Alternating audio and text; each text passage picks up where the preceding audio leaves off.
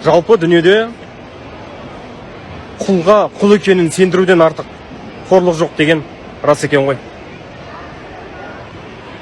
Анталия әуежайындамыз. Міне, айналамда қарақұрым халықтар әлемнің түкпір-түкпірінен, неше түрлі ұлттар, неше түрлі елдің адамдары бәрі өзінің тілінде сөйлеп тұр ғой.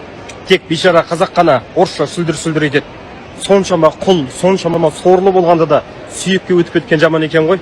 Орыстар орыс тілінде, түріктер түрік тілінде, испандықтар испанша, француздар французша, тіпті қырғыздар қырғыз тілінде сөйлеп тұр.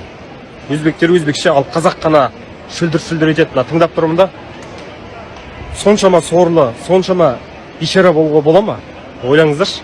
Тап осы Анталияның аэропортында, тап осы жалпы Түркияда орыс келіп желкеңнен сенің түйгіштеп тұрған жоқ.